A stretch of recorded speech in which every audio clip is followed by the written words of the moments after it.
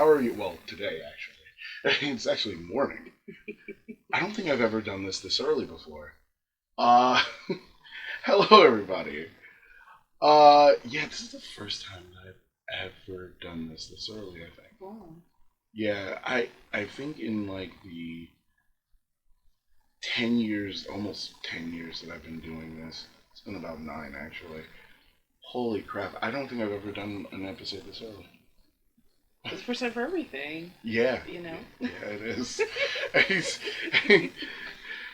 Well, hello, and I would like to say that it is so great to see everybody back here tonight. Well, why do I keep saying tonight? Because see, I've never done it You're early in the just, morning. I'm so used to doing you're in a this at night. habit, yeah. Yeah, it's so great to see everybody this morning.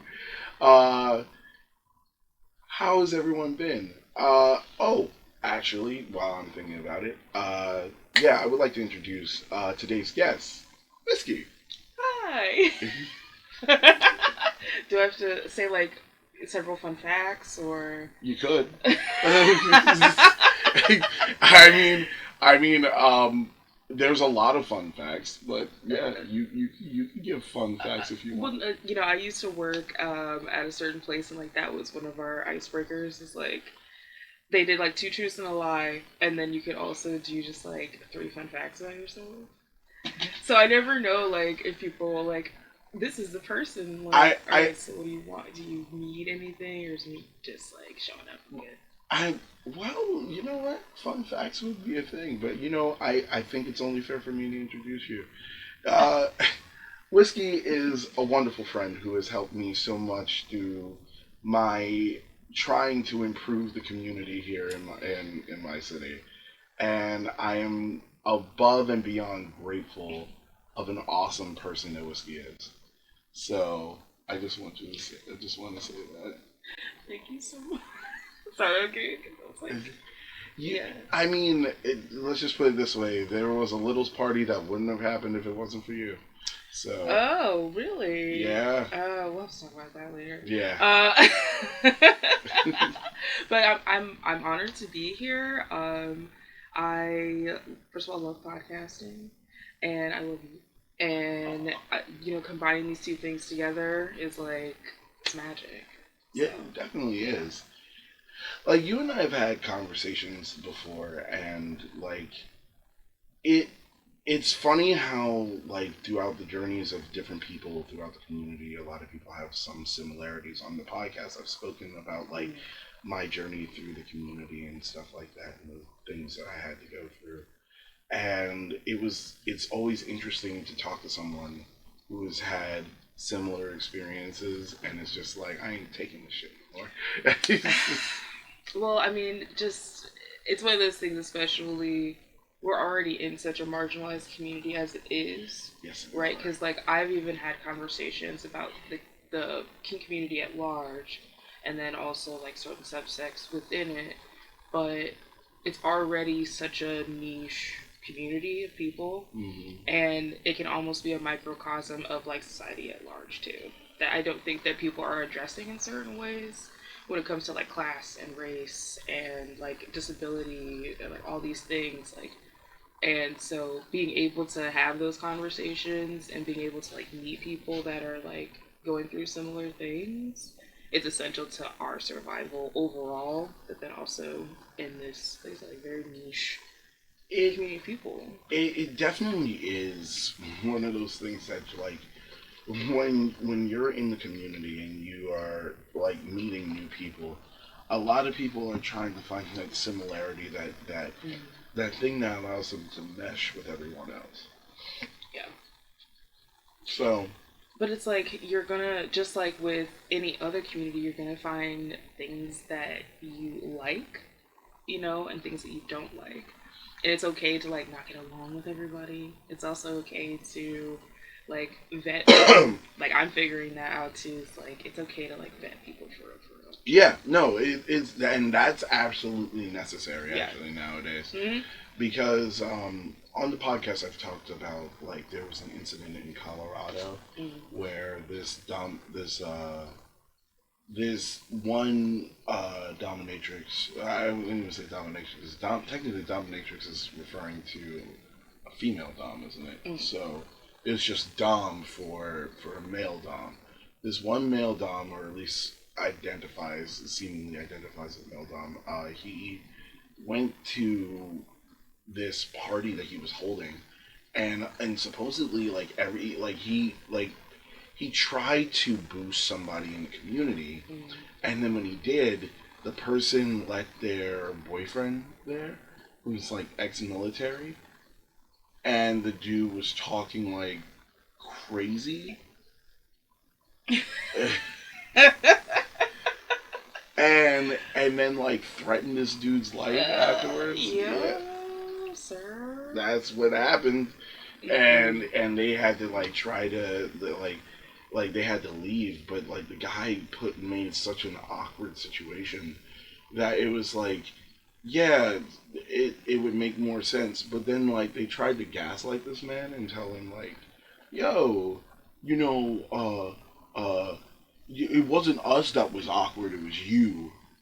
Well, the last time I checked, it wasn't him threatening someone else's life. Right. So how is it?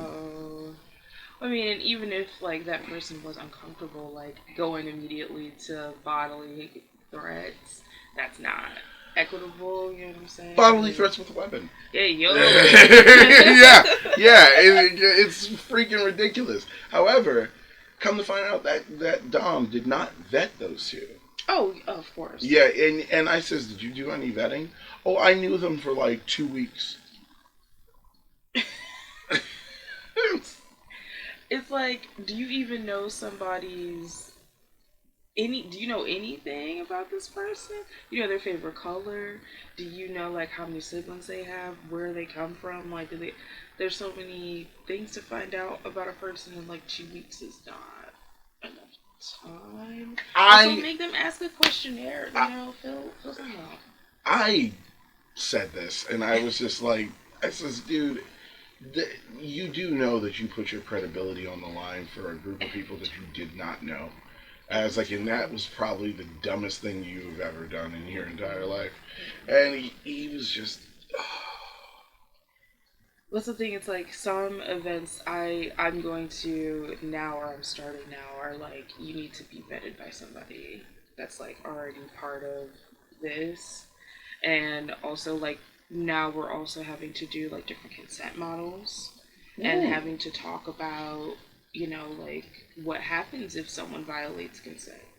You know what I mean? Like, because there's different types of violations of consent, and like breaking that down and like being very expressly clear. Like, if this happens, there's going to be certain types of processes. We're going to do independent investigations. Like, having community care and it being like people in the community and like having community care. That's part of this too. See, so I wish that the community had more of that. Yeah. Because years ago there was a whole big thing that was going on. A matter of fact, I will talk about this because since you said that.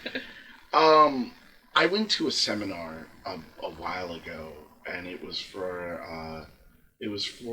this one organization that is for sexual freedom. Mm-hmm. I think what is it called? It's the SC.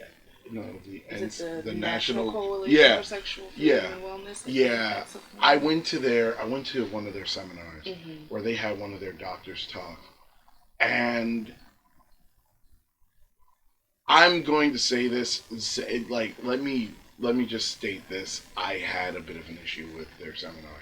That's right. Oh God, did I have a bit of an issue? It went from being educational to being rhetoric. And I had an issue with that. Yeah. And I was like, because the way that they turned the conversation, and I don't know if it was just that doctor or is that a shared thing amongst the NCSF, but the way it was portrayed, I didn't care for it. Because it came kind of like the question that was asked. Let me just get to the question that was asked. They were talking about consent violations in the community. Sure. And the consent violation that they were talking about is if there was, uh, just letting you know that this is on Central Podcast, we're good. Mm. But it was an entire thing about rape. Mm. And I was like, okay, well, I want to hear this. Right. Like, what are the precautions that communities can take for this one thing? And they started telling us like, oh, well, you're gonna want to listen to the victim and make sure that they're safe. I was like, yeah, that's good. But then it turned into yeah, because 90% of I'm exaggerating the number. This is not the exact number, but most of these events, the perpetrator will always be like male. I was like, Yeah. and then Yes I and no, yeah, but it's like, why put that statistic in there? yeah, and I was like, hold on, what? And then I was like, I forget how they put it, Mm. but it came off wrong, Mm. and I may have misheard that, but nonetheless it came off wrong. Yeah. But what came off even more wrong than that was not that, because it was what was said next. I asked the question of what do you do about false rape claims? I Mm. says because that is something that is very real in the kink community, because I've personally seen that happen. Like, I've actually, and I think I told you this story before. I've actually seen back when the central community for here was primarily white. Yeah. They framed a black man Yeah. just to kick his wife out. I was like, But that's so, and that's exactly what I was gonna say. Like, having the layers. That's what I'm saying. Having these intersections of race and class and gender are important to talk about, because yes, women and femmes do face higher rates of sexual assault yes, and that's rape. that's That is very true. true. That does not necessarily mean that it is always going to be Yeah, a man. And also, unfortunately, the way that patriarchy plays into this is that men can also be assaulted but not be able to feel like they can talk about it, hmm, because if it is a woman or they're like, well, how did they overpower you, like what way, they'll question everything basically. yeah, And also the race comes into this too, because I've also had experiences with black men in particular. They're like, yeah, I was purposefully targeted, like in a situation that, like, as far as I know, was completely consensual, but you know what I mean, no one else was around or whatever, and like they get ran out of the community. the thing is that in our communities, in that central community I was speaking about, because I've talked about this situation. If you guys are interested, listen to episode, what is it, 1.5 of the podcast. It should be like the first episode ever of the podcast. But what happened is that there was a situation where essentially members of the community paid to have a girl lie on this one black man. And what got her caught in the lie was, I was really young back then. I was like 22, 23. Mm. And I listened to this full story. But when you read the affidavit, it it didn't come off as a retelling of an incident. Like, I've read police reports before, Mm. right? I've read court orders, court papers, different stuff like that. This came off like a fan fiction. Mm. And it was like the angle of the sun was just like this. I was like, no one talks like that. And I actually pointed this out. And I really wish someone had saved that, but the group actually ended up deleting it.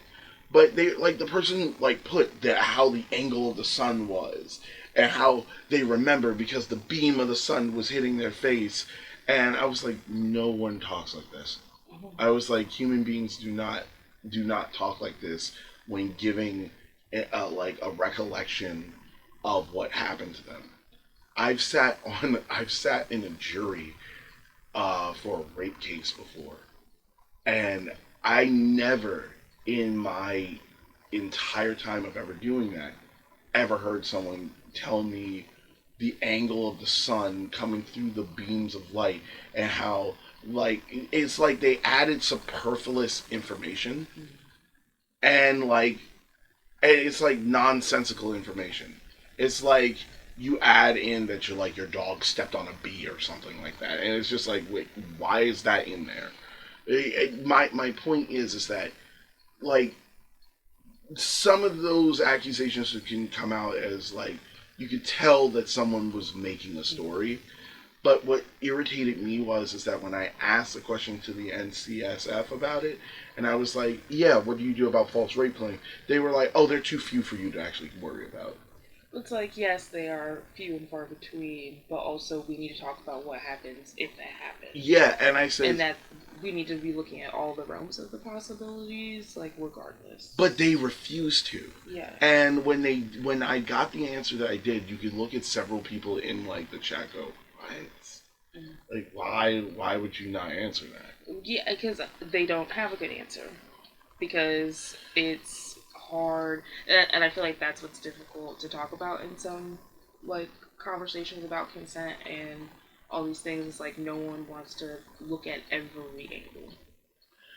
You know what I mean? And like if we're going to be, especially, let me say this: some communities that I've been, or the communities that I've been in, can potentially get into an almost like carceral relationship when it comes to consent, where it's like it's just a punishment and that's it, and it's like you just ban the person and it's done, and it's like that doesn't do anything though. But that was the NCSF's Yeah. like answer to it, and I'm just like, I'm like, well, that doesn't do anything. It's like you're punishing a person and then not speaking to them, not like doing outreach to them. You're not like allowing them to potentially change or grow or like be a better person, like learn from their not even mistake, but like learn from this violation that like you did harm to somebody, and you're just further perpetuating harm by just punishing the person and just kind of leaving them out from these communities.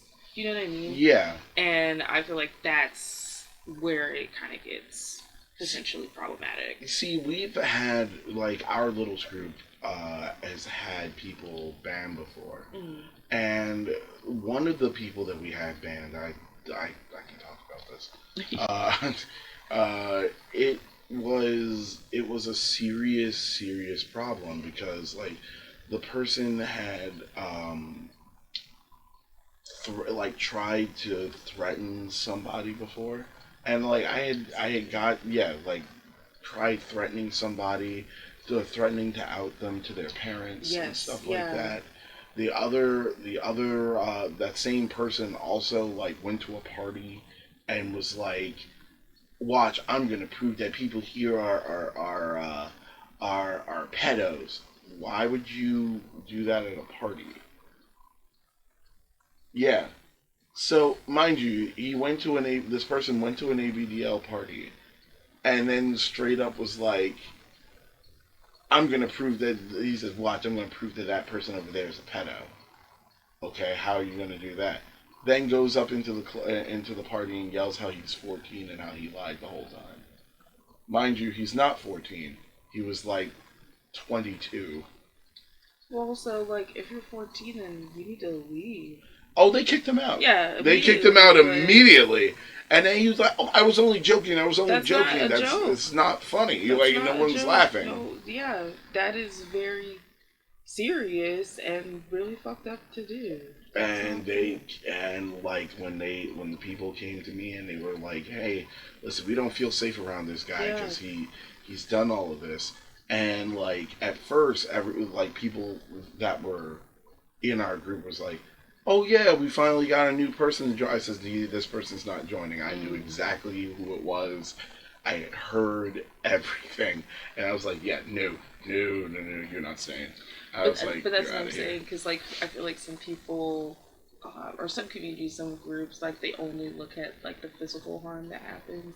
But we also need to look at like shit like doxing. Like that's dangerous. Like to potentially just be like, I'm just gonna tell like everybody what you do. Like that's a violation too. That's not cool. It is, and Oh man, you missed an episode because that actually came up in a vlog episode I did. Mm. Excuse me. God, I hate suffering acid reflux. Anybody that is out there that has acid reflux knows what I'm talking about. Like all of a sudden you're sitting down and your stomach acid just goes, "I'm coming through, bitch," and it's just like mow right down like the goddamn juggernaut, and you're just like,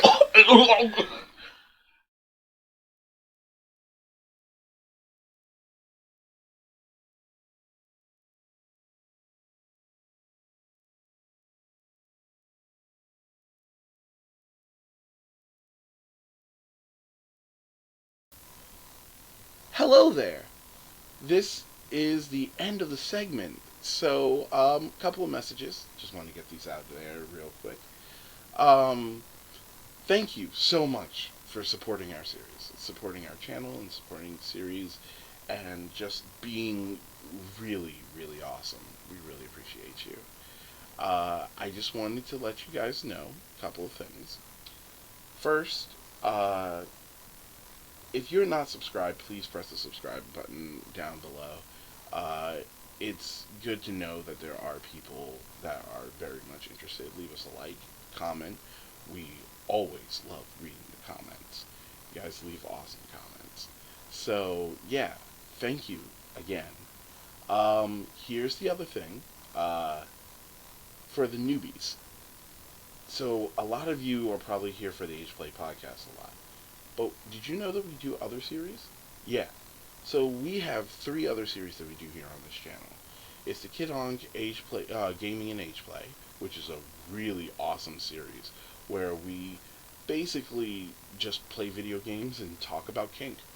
Majorly topics pertaining to age play, though. Then we have the Kid Ankh Playtime live stream, where I play with action figures and answer your questions. Yeah, those that's a really awesome Q&A series that really gets me able to communicate with everyone. And last but not least, the Kid Ankh Fat Blobs. This is the series that I started when I first got here. So, this series is freaking awesome. I still love doing these essays where I talk about the community and my journey through it and my commentary about the things that I've learned over the years and what I see and things that I feel like could change and things that I can open people's eyes on if they when they if they would just look at the different situations. So yeah, 100%. Please, please, please subscribe, like, and leave a comment below. It really does let us know that you're listening. You guys are awesome. Thank you so much for all your support and all your help. We wouldn't have made it here 10 years without you. You guys are amazing. I love you all. Bye.